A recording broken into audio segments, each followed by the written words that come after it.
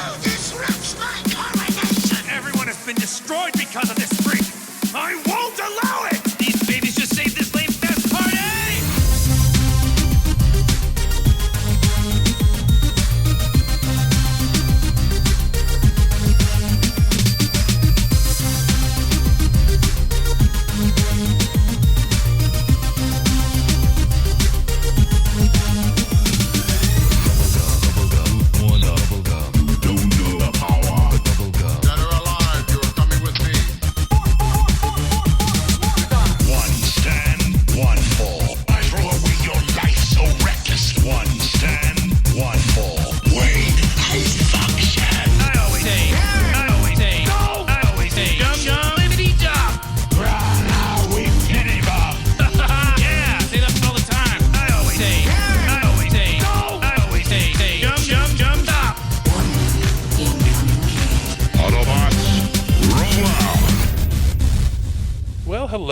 Hello. We are back with a regular podcast show with news and weird news and everything. It's the first time in a few weeks.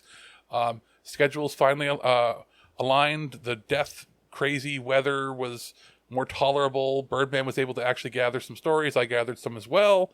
And we're back with a regular program. Birdman will have a couple of reviews in here. I'm not exactly sure which ones, because as we're recording some of these segments out of order, I'm not sure just yet.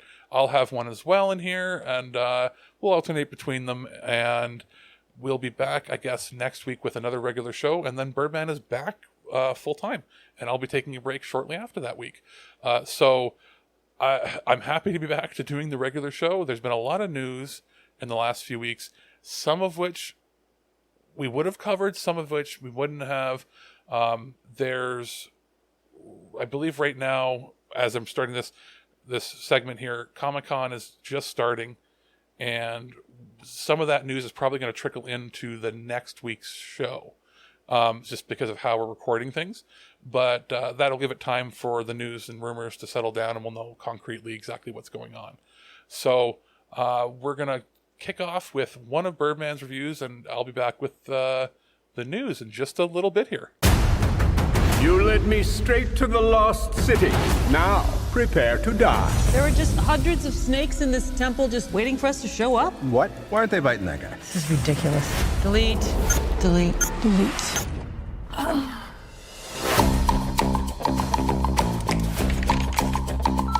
Listen, Loretta, we need you to promote your new book on the Lost City. You can't spend your life in the bathtub drinking Chardonnay with eyes. Hey guys, this is Mike the Birdman here, once again enjoying a little bit of time off on my summer vacation, and I'm going to be checking out a new title coming to us from Paramount Home Entertainment on 4K Ultra HD. I'm going to be looking at The Lost City. You can also stream this on Paramount Plus if you happen to be a subscriber to that. So, The Lost City, when this movie came out, I seem to recall a lot of really good advertising around it. I remember the marketing campaign being really fun. I remember Alex and his mom went to go see it when this movie came out, and it was something that I was really kind of looking forward to. I've always been looking forward to that new incarnation of romancing the stone sort of thing, and what we get here is, it's hard to say. You get a lot of really good parts, but as the whole, I don't know, I didn't much care for it. So the story setup is Sandra Bullock plays the widow of an archaeologist, but she's also a romantic writer. So she's been writing these books for like 10 years, and she teams up with Dash, aka Alan, aka Channing Tatum, and they're doing a book tour. And the movie starts out where she's like, well, you know what? I don't have any more left in me. Buddy dies, the end. And that sets off a chain of events where Harry Potter, aka Daniel Radcliffe, says, no, what you wrote in the book is actually real. You're going to help me find it. Hilarity ensues. And Brad Pitt shows up for a hot minute, and, well, that's about it. And it's weird, because the chemistry between Tatum and Bullock is great. They are fantastic together. And Radcliffe, when he's hamming it up, is fantastic. I just didn't like this movie. It felt very slow in parts. It felt very forced. There was a line about a hamster's asshole at one point where I just kind of checked out. And it's just like, I don't know. It felt very formulaic, but then again, I don't know what I was expecting. Maybe I was expecting Indiana Jones Romancing the Stone / National Treasure. I don't know. I got kind of that vibe from it too. In terms of special features, there's over an hour's worth of stuff where you can see some deleted scenes, some of the typical kind of press kit stuff, how they built certain things, etc., etc. Nothing really exciting, and that's kind of disappointing because I expected so much from this movie. Now, that being said, should you watch this movie? Should you go out and buy it? As for buying it, I'm going to say no. Unless you have Paramount Plus, you can stream it first, see what you think, and then you could go about it that way. This is a fine movie for streaming on a Saturday afternoon where you don't have anywhere to be. That's fine. I wouldn't make any specific date night plans for it. But that's not to say there isn't some fun here to be had. So, The Lost City from Paramount Home Entertainment gets the verdict of stream it before you buy it from us here at This Week in Geek. They will come for me. Who exactly? Your many cats? Oh, I don't have cats. Somehow even more sad. I have a hamster, asshole. You have a hamster's asshole? No, there was a comma. There was a comma. Forget it. The Prime Minister of Sweden visited Washington today, and my tiny little nipples went to France. Gossip, rumors, panic in the streets. We're lucky. This Week in Geek News. It's time for Geek News. Birdman has provided some stories this week for the first time in a bit, so it's finally time to have a regular news segment. I'm very, very happy that we're back to doing that, because a few weeks off and just doing the review shows was nice, but it is time to get back to our normal, regularly scheduled podcast programming, and we have 4 stories for you this week. We're not covering a lot of the stuff that might have been out in the last few weeks that were major. If there's anything major, we've been discussing it on social media, but we're sort of starting with a clean break. So anything that might have come in the past little bit, that's a big story, we're not necessarily discussing. It's only stuff that's popped up in the last week or so.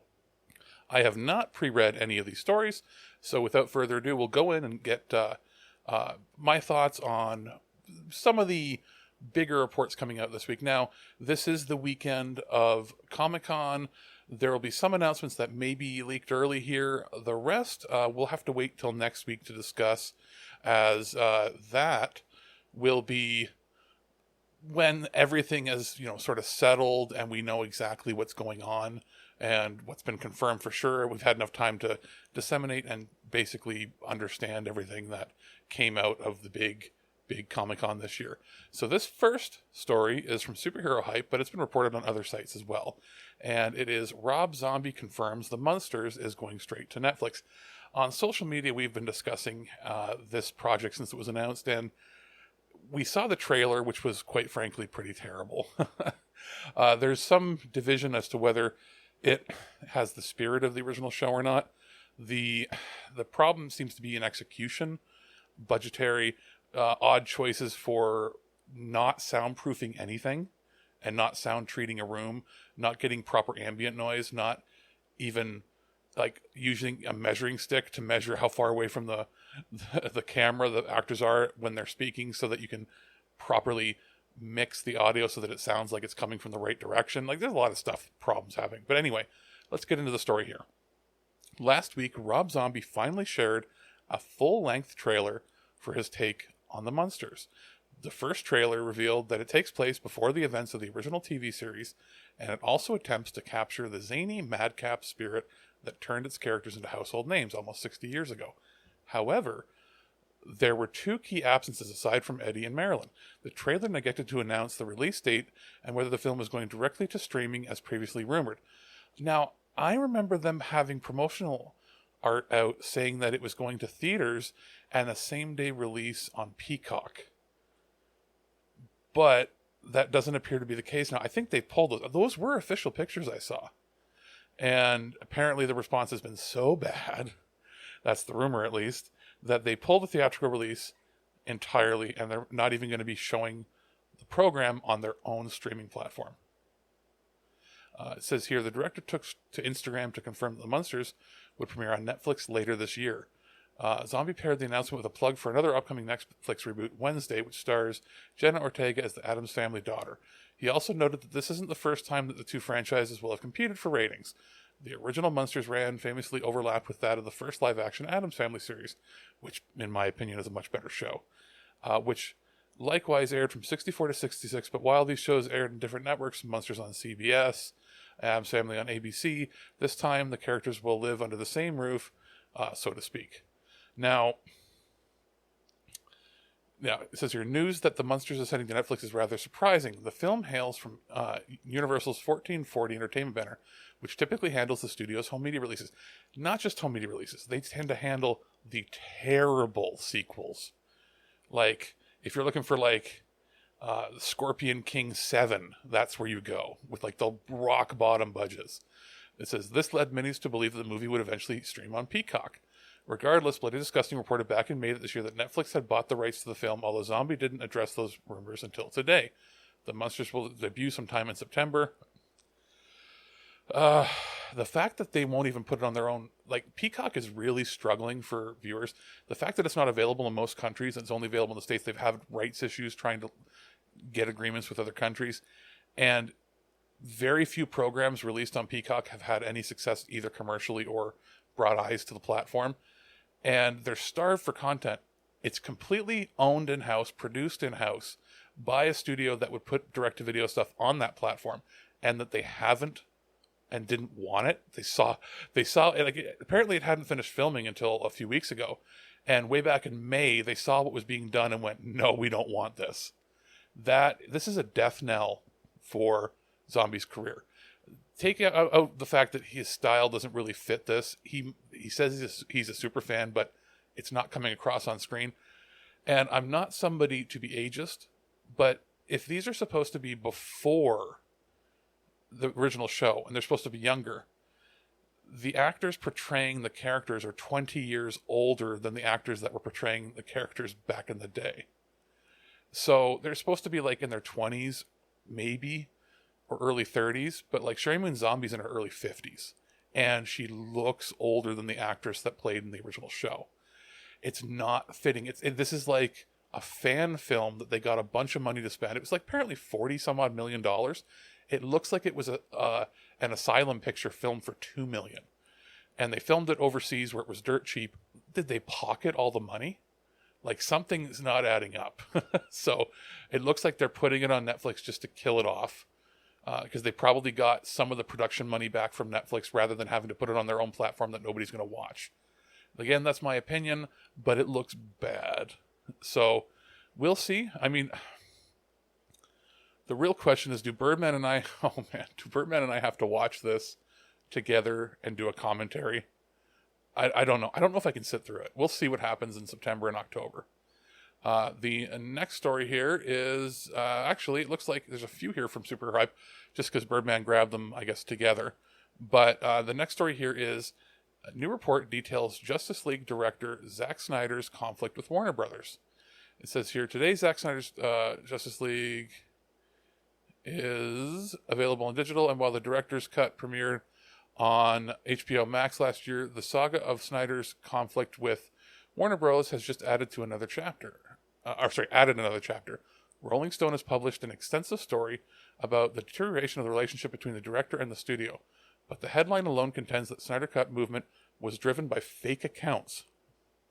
And that's just the tip of the iceberg. The Rolling Stone report indicates that Warner Brothers opened up 2 investigations into Snyder's digital following that concluded 13% of the accounts were fake.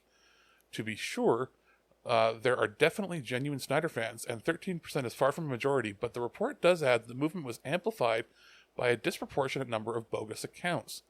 The report also contends that Snyder coordinated with his followers to pressure Warner Brothers to bow to his wishes. For example, when the studio didn't move fast enough to drop Jeff Johns and John Berg's credits from the director's cut, Snyder allegedly said he would destroy them on social media. Perhaps the most explosive accusation in the report is that Warner Brothers believes that Snyder and Cyborg actor Ray Fisher were coordinating with each other based on Fisher's tweets coming directly on the heels of Snyder's behind-the-scenes demands. Fisher made many headlines last year when he publicly accused Joss Whedon of misconduct during the Justice League reshoots. Snyder responded directly to Rolling Stone and called the allegation totally untrue. Fisher didn't respond to the story itself, but has replied in Twitter account.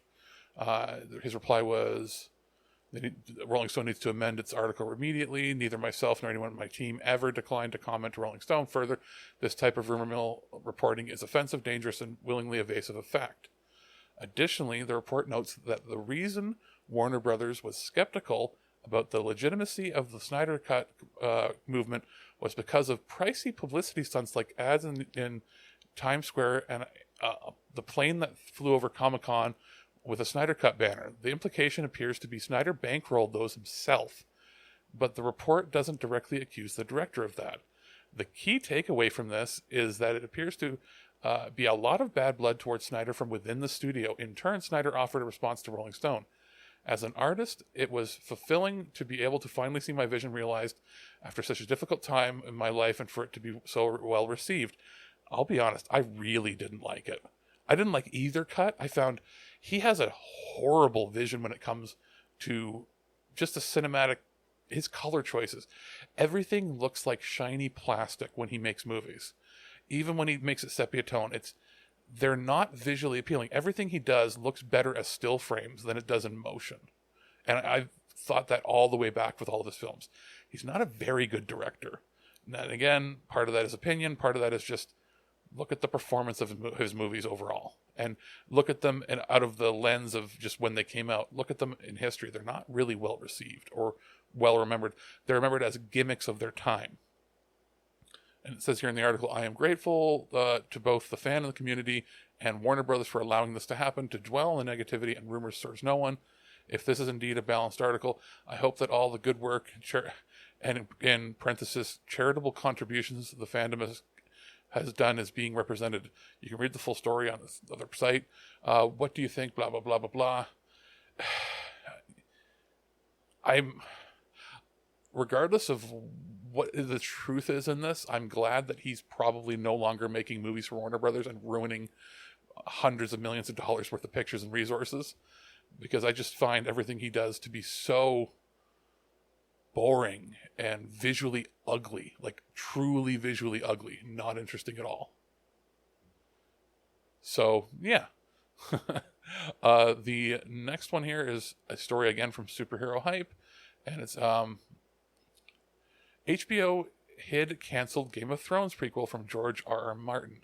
It says here, in just about a month, Game of Thrones fans will finally get to revisit Westeros in the spin-off / prequel House of the Dragon, or make that the first one to actually air. Prior to House, HBO shot and completed an entirely different prequel pilot entitled Blood Moon.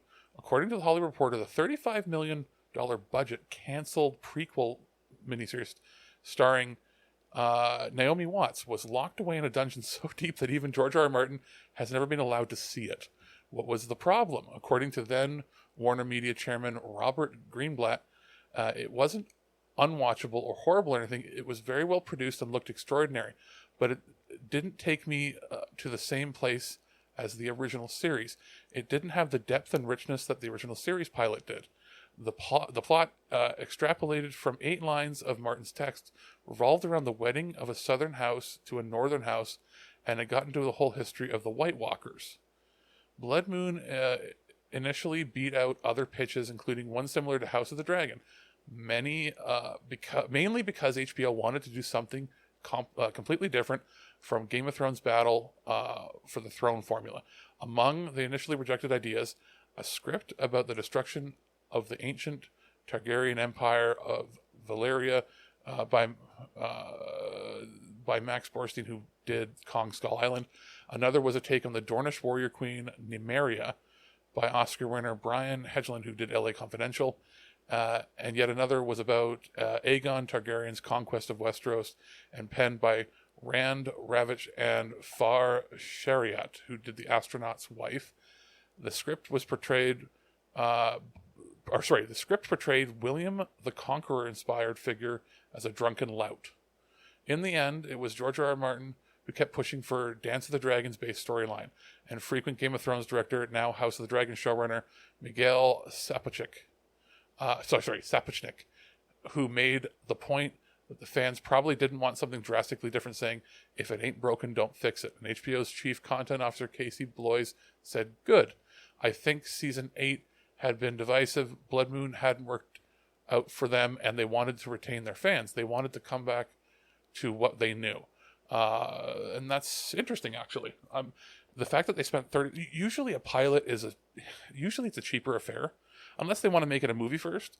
You're looking at, like, if a show costs $50 million to do a season or a shortened season of, 6 or 8 episodes in a miniseries, or maybe even $100 million now because of inflated budgets or special effects, $35 million is basically high-end TV movie, HBO TV movie material. And they scrapped it completely. It might come out light of day. If they do, it'll probably be something they include as like a special on, a Blu-ray set or something, but we may never get to see it. Then again, in the days of HBO Max, they could potentially make an entire series or miniseries or special on HBO Max that's like, hey, we're going to have the directors and people talk. Here's some failed pilots that we've made since like the mid-90s and explain, why they didn't get made, or here, you want to check them out.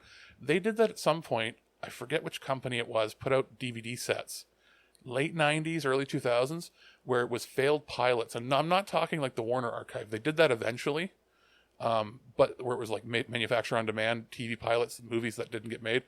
There was a DVD set where they did a few of those, random ones, and they had production people on to talk about before and after the movie, before and after the TV pilot movie, what went wrong or why it didn't get made, or, what was the landscape at the time in the TV space. And maybe they could do something like that. Who knows? And our last story here that Birdman has found is from Politico. And it says here, judge sets expedited Twitter versus Elon Musk trial for October. It says here, a Delaware judge granted Twitter's request for an expedited trial in its lawsuit to force Elon Musk to uphold his agreement to buy the social media company for $44 billion.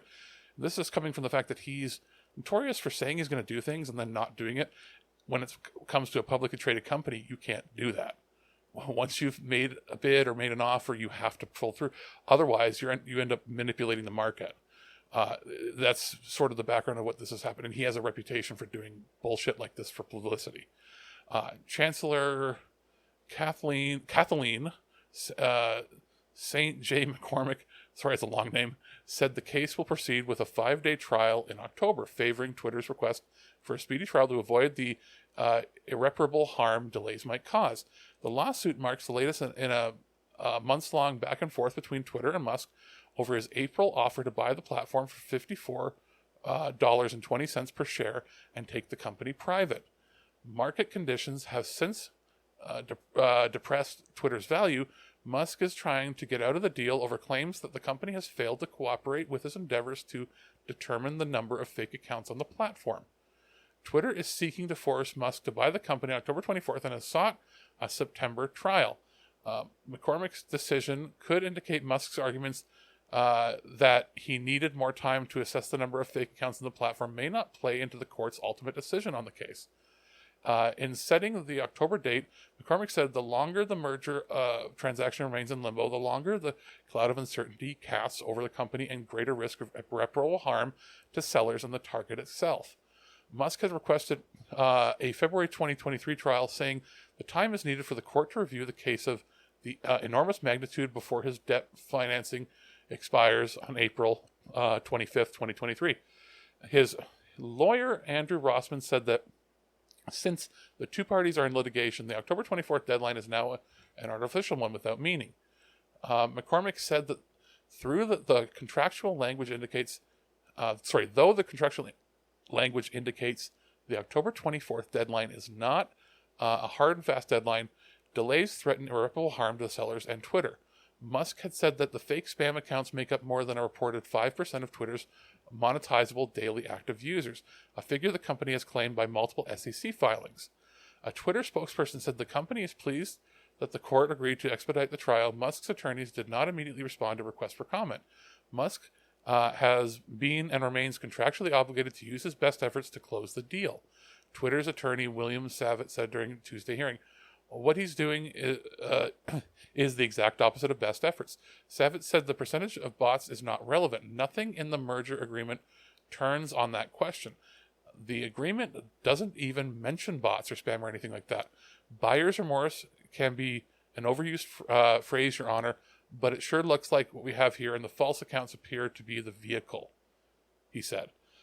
So what Musk is trying to get at, first of all, he's trying to get out, is if he finds out that, let's say 5% is the number that they're reporting, if it turns out like, say, 20 or 30% of Twitter's accounts are all fake bots, that's potential revenue that drops by 30 or 40% of what the company is worth, because ad revenue or potential ad revenue will be based on the amount of actual individuals, not even duplicate accounts, but individual persons using Twitter that can see ads, not bots, not duplicates, not a Twitter account for your dog or your cat. So he's afraid that he's going to pay $44 billion, and then the company's going to be worth 22 overnight when he looks at the books. And that could entirely be true. But you know what? If it wasn't in the contract when they were signing the deal, it's too bad. If Twitter is lying and trying to get money out of him, but the contract was sound, too bad. He's got to buy it. So we'll see how that goes. He's trying to make it last out longer so he can find evidence of fraud on their part and SEC filing and lower the value of the company. But we'll see. And I'm trying to think if there's any other big stories. I should probably grab one more, because I know we don't really talk a ton about wrestling anymore on here, mostly because we got really bored with it. I've seen a bit here and there. I keep up on what's going on in some of the pay-per-views and that, but I've stopped watching WWE entirely like a year and a half, 2 years ago, and just watch like WrestleMania or watch the highlights if I hear anything really bad or something cool happened. And the big news story that's been going on the last little bit has been about Vince McMahon's mismanagement of company fund, or potential mismanagement of company funds, to use as his personal play money to pay for paying off women that he worked with that he had sexual relations with to stay quiet, or as might be reported later, what seems to be potentially even covering up acts that are not just immoral but maybe even illegal. And as it stands, using company funds, if they weren't just from his personal bank account, even the parts of it that might have been legal from a criminal standpoint, when it comes to his person, might be illegal when it comes to company securities frauds, tax frauds, that sort of stuff. If he's using company funds to determine whether somebody gets a raise or gets a demotion or fired, or compensation packages when he's using publicly traded money, right? If that makes any sense. So that's coming up. He stepped up and basically retired. And this is right before, in the next few days, we're hearing that we might be getting more information from the Wall Street Journal regarding what they found and who they've been contacting. So this seems like they're sort of staying ahead of the curve. He just out of the blue tweeted that he's 77, he's going to retire, and it didn't. And I was like, okay, he's staying in front of us. So we'll probably report on the story, because this is big, not just for wrestling or the fans of that and like pop culture, but this would be one of the bigger cases of this sort of thing happening to somebody who's in the public eye. He wasn't just a CEO or a chairman or whatever. Big companies, this sort of thing can happen and has happened over the years. It just doesn't usually happen to somebody who's that big of a CEO in a multi-billion-dollar company, who also happens to be one of the, most well-known, for lack of a better term, sports personalities on television. So we'll see where this goes. And again, that's just a short little mention of the story as it's developing and lots of stuff is happening. It's something that when we find out what's going on, I'll have to talk to Birdman. Maybe we'll have to do a discussion on what we think the future of pro wrestling could look like in a world where Vince McMahon doesn't have a complete stranglehold on it like he's had for the last 40 years. And that's it for the news right now. We're going to take a quick break, go into one of our reviews, and I'll be back with the weird news. Do you have any hobbies? I collect spores, molds, and fungus. Hold that thought. It's crapper time.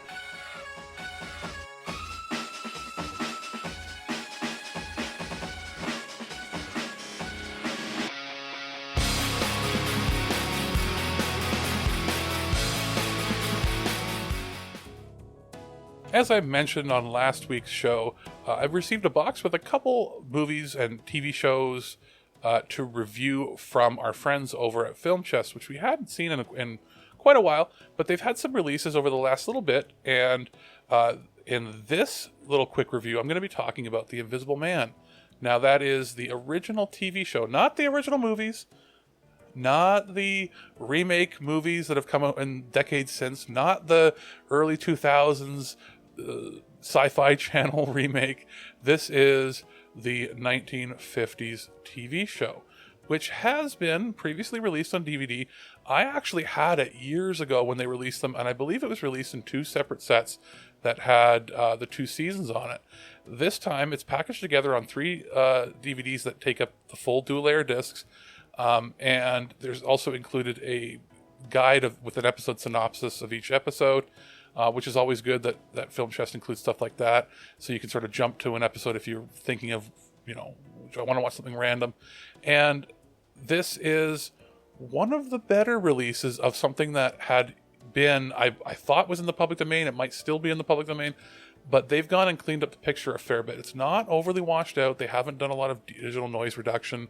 The audio sounds about as good as you can expect from a show of this age. Obviously a mono presentation, but it's clear enough to hear. The audio sounds probably about on par with what I remember from the release that I had years and years ago. The video, on the other hand, is better picture quality. It's a little crisper, a little easier to see. It still retains, film grain. It is aged, so there's going to be, damage to some of the film print because it's just older and wasn't like the most preserved thing. This isn't I Love Lucy with millions of dollars in production and like preservation and restoration and all that. But this is a pretty good set. And it's also cheaper than the old sets. The old sets, I remember paying like $20 or $30 a piece Canadian. This is 23 Canadian, at least from what I see on Canadian retailers. Probably a little less if you go to like Amazon.com, which I'll go to right now because I'm actually interested to see, because at 23 to 25 Canadian, it's a pretty good deal as far as the content. Does it hold up as a show? The effects are pretty good for what it was at the time. It holds up on the TV budget. 26 episodes. They didn't overly cram too many on each disc.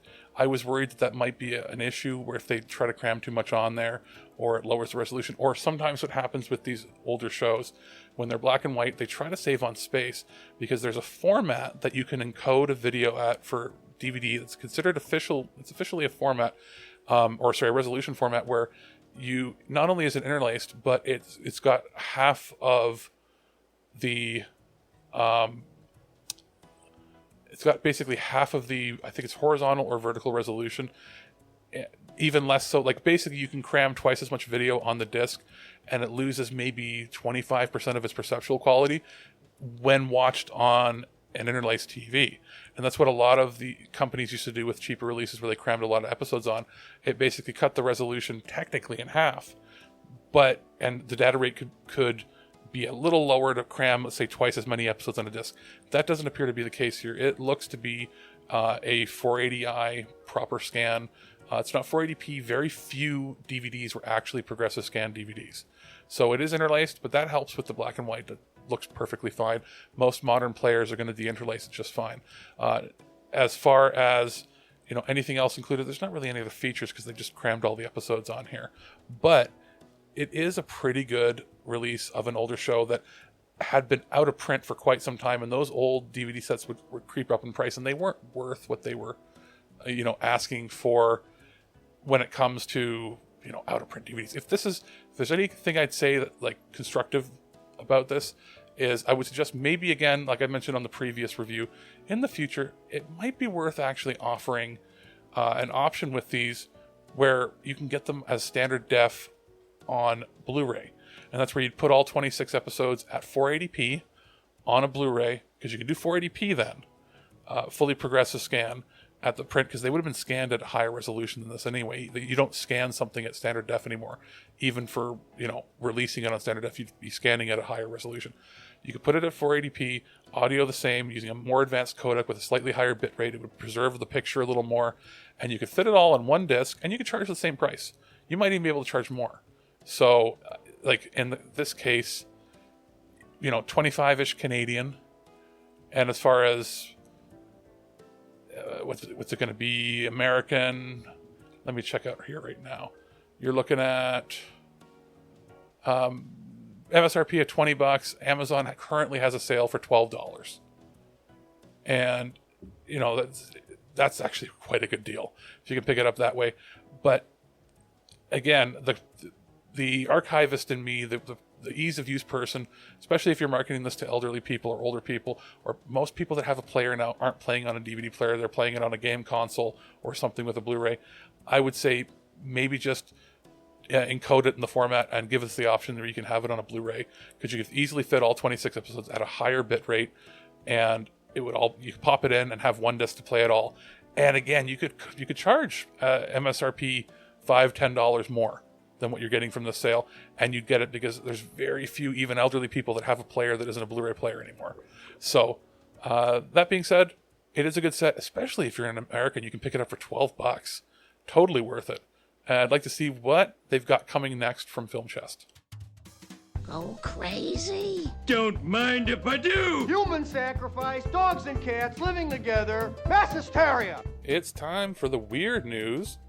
For the first time in about a month or so, Birdman has gathered 4 stories for me, and I'll probably grab a final one myself at the end. So we will see. I have not read any of these before, and it's nice to jump in. So, weird. I guess interesting is probably more what we could put here. The first story is from IGN, and it's Ghostbusters fans are hacking Winston Zeddemore into the Sega Genesis game. Ghostbusters fans are adding Winston Zeddemore to the 1990 Sega Genesis game after the 4th Ghostbuster was omitted from the original. As reported by Ghostbusters News and spotted by Kotaku, Zeddemore was left out as a playable character despite featuring in the first 2 films in the Real Ghostbusters animated series by the time the game arrived. The project is being created by modders Danilo Diaz, Billy Time Games, and Master Lunqui, who share a first look at the mod, seen on Twitter below in this article, and it just shows it's actually really realistic art put in there too. 2 custom color palettes will be available depicting the original Ghostbusters khaki uniforms and the sequel's dark blue version. The modders also revealed that Zeddemore would be stronger than the other playable characters, Venkman, Stantz, and Egon, as he can jump higher and do more damage. Though the mod is still in development, Billy Time Games also revealed working gameplay on their YouTube channel, showing Zeddemore battling various ghosts on his way around a haunted building. Myriad Ghostbuster games have been released since this one, of course, with technology moving on quite a bit since the Genesis days. The franchise is even stepping into virtual reality with the aptly named Ghostbusters VR, which is coming out on both MetaQuest 2 and PSVR 2. So it's just a quick little story there. I'm surprised. I'm kind of surprised he wasn't included, but there's a few factors in here. Probably one would have been cartridge size or cartridge constraints. Another, depending on the time and market, it would have been, this could be sadly a situation like what happens in China a lot, which is where people of African American descent or people that aren't, Chinese or white don't get put on posters or included in movies or have their content cut, as we've seen probably most prominently with what's happened with Star Wars recently. So I don't know if that's a factor. It would depend on who the developers were. It might have been that, hey, we could only have the time to put in 3 characters, but I don't know. It doesn't add up to me. You'd figure he would have been, since he was, yes, he joined in the film later on, but he's in the second film and featured more prominently in the cartoon. You would have figured he would have been in there, but it's kind of fun. Now let's just hope, fingers crossed, that the original IP owners and game companies and whatnot don't send them a cease and desist and shut it down, because I feel like that would be bad PR for them. Maybe just let this patch exist so that you can patch your own game with it, or at least just watch it. Just the fact that it's a project that exists is pretty cool. I don't know if it's something that would catch the ire of the game companies, because it's not a Nintendo property. It's also not specifically like a Nintendo game or made by Nintendo, so we'll probably be fine. I'm going to assume. But yeah, the next story here comes... so this is definitely a Birdman story. This is from comicbook.com. Department of Defense renames UFO tracking office as government officials look to get a handle on accurate reporting in response to UAP, or unidentified aerial phenomenon. The new term for UFO. The Department of Defense has launched a new office to help track these reportings. Wednesday, Pentagon officials announced the establishment of the All-Domain Anomaly Resolution Office, or AARO.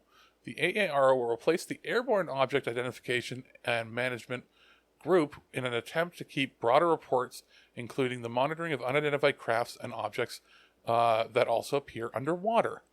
The mission of the AARO will be to synchronize efforts across the Department of Defense and with other U.S. federal departments and agencies to detect, identify, and attribute objects of interest in, on, or near military installations, operating areas, training areas, special use airspace, and other areas of interest, and, as necessary, to mitigate any associated threats to safety and of operations and national security.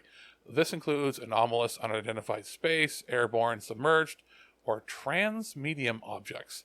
Defense of transmedium, I guess going between both or multiples.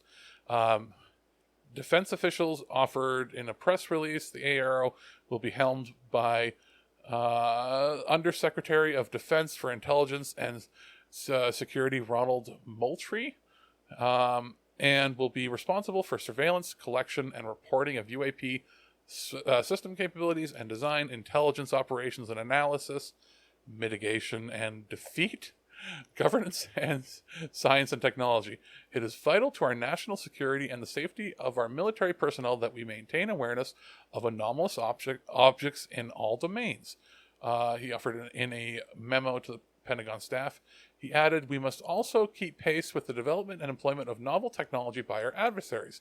In doing so, we are committed to providing maximum transparency while safeguarding classified information and controlled unclassified information. The establishment of the AARO is a significant step forward in development of the capabilities and processes that are necessary to achieve these goals." The office was formed as a response to increased funding in Congress' annual defense budget. We must ensure the military and intelligence community are armed with the best possible information, capital, and scientific resources to defeat our enemies and maintain military and technology superiority, but it should have said technological superiority. But whatever.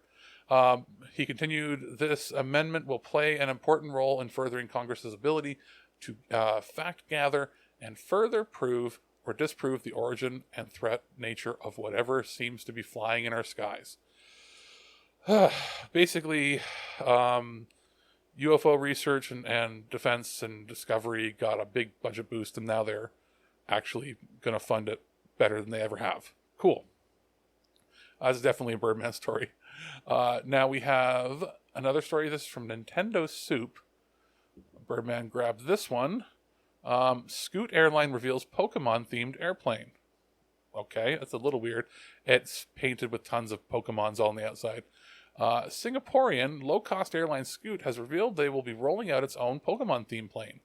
Much like the Pokemon-themed planes in Japan, the Scoot Pokemon B787-9 Dreamliner will sport livery meaning decor, featuring various popular Pokemon, including Pikachu, Celebi, Lapras, and more. The plane will be active sometime in the coming days, and it was sort of just tweeted out. That's kind of cool. I mean, it reminds me of the old themed planes they used to do years ago. Now, another story. It's weird, but I don't know necessarily How weird. It's more like frustrating. So this is from CNN's Business. Why BMW is offering heated seats on a monthly subscription. So basically, you're going to either subscribe or microtransaction to death to get your own BMW. BMW is now offering British drivers the option of enjoying a heated seat on a monthly subscription basis. Of course, you can still get heated seats the regular way, just buy them as an option when you purchase the car. But for those who didn't do that or who bought a used car without the feature, BMW will enable it on a monthly fee so you can try out having a nice warm seat on a cold day. Heated seats purchased on a subscription basis will cost British drivers £10 a month, about $12 US. That works out to about 15 or 16 Canadian. There were numerous media reports this week about BMW launching a program in South Korea, but that was a misunderstanding, according to BMW. In that case, it was just a database error in BMW's online store, according to the automaker. But the British program is real. BMW executives have spoken for years of plans to offer certain features, including, yes, heated seats on a subscription basis. The heating coils and other hardware required to actually heat the seats are already in the car, but owners can, if they wish, pay a monthly fee to BMW, which will allow them to actually work.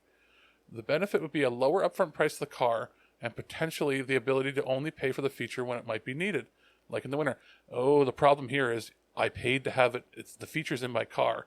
The fact that they're locking it out means they've artificially raised the price because it's just a software update. So they're finding an artificial way to raise the price of the car. They're not lowering. You're not going to find that these models to start are cheaper than they've ever been. They're going to be the same price they always were, and they're just going to charge more. Also, second or third owners will be able to pay or not for the features they don't want. Naturally, if BMW drivers who opt into the program don't make their payments, BMW will turn the heated seats off. Which features will be offered in subscription will vary by market. The automaker said heated seats were given as an example of something that would not be offered by subscription in the United States because American luxury car customers don't expect to have to pay for monthly for them as they would, say, a Netflix subscription. But heated steering wheels might be offered by subscription. BMW said in 2020. That hasn't happened yet, though. Some other features are already being offered in subscription in the United States. Currently, North American BMW owners can separately purchase remote start functionality that drivers to start their engines from some distance away so the car can warm up. Another function called BMW Drive Recorder, which uses the car's external cameras, the ones normally used for things like lane keeping assistance to make video recordings like a dashboard camera, is also available by subscription. They're also in an online market called BMW Connected Drive Store, which includes certain car features under the title BMW Functions on Demand. With BMW Functions on Demand, customers will be able to explore the new software-based features on a short-term basis by purchasing a trial or by buying that feature outright for a period of time or for the life of the vehicle. BMW spokesperson Alexander Schuck, should be Alexander Schmuck, said in an email, features that were paid for when the vehicle was purchased will not be then available by subscription later. The sort of thing is simply offered as a way for BMW owners and maybe second or third owners of the vehicles to try out features. So they're saying that you have to have a subscription to even turn it on. So when you go into the car, you have to be signed into your account. Fuck that. Automotive feature subscriptions aren't limited to BMW. Subaru charges a monthly fee for remote car start functions through an app, although it also sells an unlimited remote start function for a higher upfront cost. And Tesla has used software to artificially limit the battery's range of lower-end models for years. Fuck that, too. Sometimes unlocking the longer range in certain situations. Other automakers have... This is going to cause class action lawsuits because if the features are in the car, they should be in the car and on when you buy it. They shouldn't be allowed to turn it off. Other automakers have also talked about charging subscription fees for regularly updated technologies like advanced driving assistance systems and navigation. Firmware updates should only be there if there's a major flaw. That's my opinion on that. But that's that. This is from somebody who doesn't drive, but somebody who would be pissed if I had to deal with that. Now I'm going to grab one final story here. Oh, maybe I'll grab two. Yeah, I'm going to grab two because it's just too much. It's too good. So, the first story here, this is from the Irish Mirror. And this says, astronauts warned, these are Alex stories, by the way, you can tell. The astronauts warned not to masturbate in space as one session can impregnate 3 women. What? Astronauts have been warned not to play with their rockets in space so they don't get crewmates pregnant. Self-pleasuring is banned in zero-G amid fears floating semen could leave female colleagues up the duff. The bizarre revelation came on U.S. chat show king Conan O'Brien's Needs a Friend podcast. During the recording, Conan asked a NASA engineer if he ever sent porn to the International Space Station. The boffin, identified only as Smith, told him, no, none of that. And Brian went on, does porn work in zero gravity? It goes everywhere. Smith told him, 3 female astronauts can be impregnated by the same man on the same session. It finds its way. NASA is getting ready to look at how sex in space might work as it plans for future Moon and Mars missions. Academics from Concordia University in Montreal, Canada, say such research is essential to the success of deep space missions and building off-world settlements. And last year, Amazon's Jeff Bezos made headlines when he blasted into space aboard a willy-shaped rocket. So there you go. And our final story here is brought from the Crawford County Now. It says here, ecstasy disguised as Lucky Charms cereal is confiscated. Now this says Ontario. I'm going to bet this is California and not the Ontario province. But it says here, on July 19th, officers were dispatched to a call in a local shopping district. Officers contacted 2 male suspects after a short foot pursuit recovered 2 loaded handguns and a large amount of suspected drugs. Shown in a photo above in this article, the drug seizure and guns located on the males. The Ontario Police Department, yeah, that's definitely Ontario, California, is sending this notification as a public safety warning that in the seizure it was located suspected ecstasy that is made to appear to be Lucky Charm marshmallows. If anyone has any additional information, contact the Detective Bureau at the Ontario Police Department. I guess they're magically delicious. And that's going to do it for the weird news this week. We're going to take a quick break, go to a review, and I'll be back to close the show.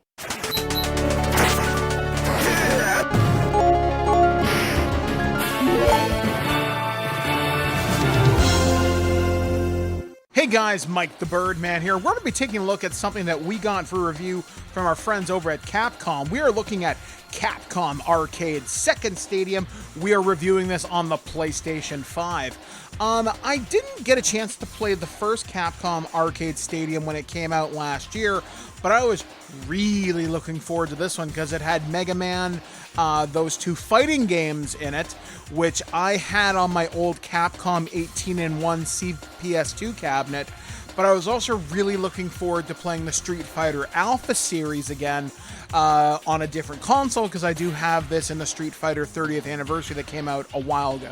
So for those of you that don't know, the Capcom Arcade Collection is what I'm just going to call it from like kind of here on out, it's kind of like a front end where you can purchase the games you want for just a couple of bucks a piece. So you can pick and choose your own collection, but if you want to get the entire $32 package, it's like $40 or something like that. So you might be asking, is this worth it?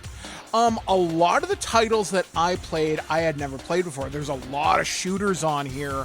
The one I went through first was 1943 Kai, which was like a Japanese game that only came out, I guess, overseas. And it's 1943, but with like lasers and like side little planes that can come beside you and help you, which was a lot of fun. I actually had a lot of fun going through that. But there's also a lot of stuff that you may have seen recently, like the Darkstalkers games are on here. So that's kind of nice, and I'm really glad those games are getting a lot more love. But if you wanted the best Darkstalkers experience, go get the other Darkstalkers collection from the Fighting Bundle, and you'll get a lot more options to like pull off combo moves and stuff like that. But at the push of a button, that option is not here. But it was cool seeing the Street Fighter Alpha series get a lot more love here. Seeing some obscure Capcom titles like Sun. There's like a couple of racing games in there. Seeing Saturday Night Slam Masters was a real treat. I seem to recall that getting a port on the Super Nintendo. I had this on my 18-in-1 Capcom machine. Sadly, it didn't get a lot of play during that time. Now I can play it whenever I want, and that's really cool. There's a lot to like here, and I don't know if this necessarily warranted an entirely new front end. Like, you can customize how the game looks from like its side panels, whether you want it to look like it's a real arcade machine. If you're playing on a Japanese candy cab, you can do that by playing through some of the filters and stuff like that. But as an overall package, I am tremendously impressed with everything here. And if you don't spend all the money to get everything, you can pick and choose what you want. Like, for example, there's so many good fighting games here. You can pick and choose those. If you're more into like the horizontal and vertical shooters, you can do that too. And there's even like some classic ones like Gunsmoke. I remember seeing that in my local arcade in the late 80s. So a lot of this was a nice trip down memory lane. And there's like online rankings, which obviously I'm trash, so I'm not even really going to talk about that. You can rewind time, which to me is more of a pain in the ass than it is anything. And it's nice to have the Mega Man games in an easily accessible format, because I think the last time those were ported was maybe on the GameCube. I'm probably wrong, but I don't remember seeing those get ported anytime recently. So that's really nice that Capcom is doing this. Now, Capcom I know is listening right now because I'm sending this into them. I will pay money for X-Men Children of the Atom, X-Men vs. Street Fighter vs. Capcom, all the Marvel vs. Capcoms. You put that in one collection, you name your price. Up to and including my soul and when I eventually have a firstborn, but you're not taking my cat, Dr. Wily. I draw the line there. But no, overall, Capcom's latest collection, I think, really does a lot of things right. It's fast, it's fun, you can pick and choose what you want. It's like curating your own arcade, and that's not so bad. So Capcom Arcade Second Stadium gets a recommend from us. Now, do yourselves a favor, go play yourself some Street Fighter Alpha 3, and I'll meet you in the arena with my Sakura anytime you're ready to throw down. Those magnificent bastards! Color me kooky, but something very odd is going on around here. You're not allowed to talk anymore. And that's it for the show this week. What do we have coming? Well, actually, I should mention, I did get a chance to play Stray. And then it made me cry like a little bitch. Because that game is it's very well put together. If you're somebody who has, like, you can buy the game, obviously. It's 40 American, 50 Canadian, I think. And I'm going to assume 30 or 40 pounds in the UK. And I don't know, euros, something around the same. That being said, it is the main, like, outside of the retro games and stuff, it is the main reason right now, if you've got a PS Plus subscription and you were thinking about maybe trying out an upgrade for the rest of the year to the middle or higher tier of that, it's the main reason to do so right now. Mostly because if, let's say, you're like me, where your PS Plus subscription's up in December, they do a prorated upgrade. So that means that you might only have to pay like $18 or $20 to upgrade your PS Plus for the rest of the year until it's up, because that's what they do. They prorate it based on how many months you have left. And if that's the case, this makes this game less than half price. It's like a third of the price. And it's about 6 hours or so. Maybe a little more, a little less, depending on how much you explore. I got about 90% of the memories, maybe 80%. Same with the collectibles, most of the badges, just from naturally going around and finding things in that amount of time. And there is reason to replay. Like, if you can speed run the game, which I don't think I'll be able to do, you can get a trophy. As well as if you've missed anything, once you beat the game, you can go into your save file and select a chapter to restart that chapter. I don't know, because I haven't tried it yet, if it erases anything you've done after that. But it does let you go and recollect certain things in certain chapters. So that's good. It has a solid ending, solid, like, really makes you think ending. There's twists and turns. It tugs at your heartstrings. It's very bittersweet. For a first developed game by the studio, B12, very good job. And I can't wait to see if they do another game or a sequel or in the same world or do something else. Annapurna published it, and it's on PlayStation first. It's almost too bad that, like, Sony doesn't snatch up the studio to make games for them exclusively. They make those middle tier budget titles that they can pump out. Like, this is the kind of game you could, once they get the engine going, you could make one of these games every year or every other year, and they could get 4 or 5 of them on the PS5. That would be pretty sweet. But anyway, that's just my thoughts on it. It wasn't a game I got for review. It's just something that I played. It's something that if you have even if you have a PS4, it's worth upgrading the tier, because the game is 1080p 30, but it's a locked 1080 30 and if you've replaced your drive with an internal SSD where it fixes some of the streaming issues, you won't encounter any hiccups when it does the auto saving that you might have with a stock drive. On the PS5, it's 4K 60 locked, no frame rate drops. It's buttery smooth. Either way, it's a good choice. Don't do it on PC, as there's some hitching issues with shader driver issues that it's more of a Windows problem than right now, and how the drivers and shaders work in Windows than it is anything else. So, take that with a grain of salt. If you're playing it on PC, you will encounter issues even with the 3090. And it's not the game's fault. It's the implementation of how shaders are working currently with NVIDIA. And even it might be a little easier with I was going to say ATI with AMD, but I don't know. As for what's coming up in the show, we've had sort of a hiatus, not a ton of content in that we didn't put Earth vs. Soup on the schedule. I'm trying over the next few days to see if I can put together proper new intro music for it, and see if I can get some quick Potter put together.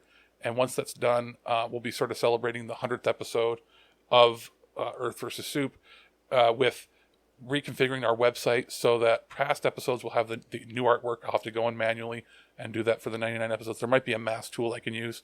They'll also have its own category in there. So it's going to be divorced and separated from the Future Imperfect podcast that it sort of started as a spin-off of while we were taking a hiatus from that show, and it morphed into this huge thing on its own. So it'll have its own category, new art. All the old stuff on YouTube or other platforms, if you download, will have the old art. Anything moving forward will have new art and new music. And the website, if you go back to the archives, will have the new art for it to differentiate, so you won't get lost if you're looking there for it. That's sort of mini project. I really hope I can get it done. It just depends on what I have to do around the house and home. And then we're going to see about getting together to record some other episodes in between. But at the very least, until I'm back, there's going to be, until I'm back in September, there's going to be at least 1 or 2 episodes a week. And then come September, we'll be back to our full schedule where we got 3 or 4 shows from different things coming at once. And that's pretty much it. Hopefully the weather dies down. We were supposed to have like big storms this week, maybe to cool the weather a little bit. We'll see what happens. For one, I'm hoping for it. I'll grab my camping chair, go outside of the apartment, and go underneath the balcony on the lowest floor, set it up with an umbrella, and sit out there and have iced tea and watch the rain. That's what I'd love to do. I haven't done it in a while. But we'll see if we get bad weather like that. I'm definitely going to do that to just calm myself down and have a good time. Depending on if we get it, I think we're having Live Alive for review this week. Sometimes it comes a couple days later, business days. If that's the case, it'll be a week till that review comes out. Same thing goes for Xenoblade Chronicles 3, because they're a week apart. They're longer games. We'll be about a week behind, because when we do our reviews, unless we specifically state so, we try to do a complete playthrough. It doesn't have to be like 100% completion. It might end up happening that way sometimes, but we do try to do that, which means that we're probably getting somewhere in the realm of 20 to 40 hours or more. I don't know exactly what it's going to be for Live Alive, but we're looking upwards of 60 to 100 probably for Xenoblade. So that's going to be a busy week for me. I've cleared all my other games to review. I have no other games on the slate right now, so if I can get those guys, great. If not, we'll have to wait, because there's going to be more coming in September, October. There's a lot of games coming. As far as movies go, there's stuff coming in the mail, but I've, again, also sort of cleared my slate that way. Birdman has a whole bunch that in his bin of goodies that he has to review to go through, and we're working on getting maybe an interview or so done or prepared for the fall. And we're also going to be at some point recording, because we usually do it a little ahead of time, our Halloween special with James Rolfe, the Angry Video Game Nerd. I don't know if we've announced what that topic's going to be, but it'll be interesting. And that's pretty much it right now. I'm going to take a break, see if this weather starts to change, and get the show edited and ready to release on Monday. At no point in your rambling, incoherent response were you even close to anything that could be considered a rational thought. Thanks for listening to this episode of This Week in Geek. Hungry for more? Check out our website at thisweekingeek.net. You can subscribe to the podcast, browse our Twitter and Instagram, and leave your thoughts on today's topics. If you'd like to give us some feedback, send us an email at feedback@thisweekingeek.net. Tune in next time, and remember, Lower your shields and surrender your listenership. We would be honored if you would join us. Thank you for your cooperation. Good night.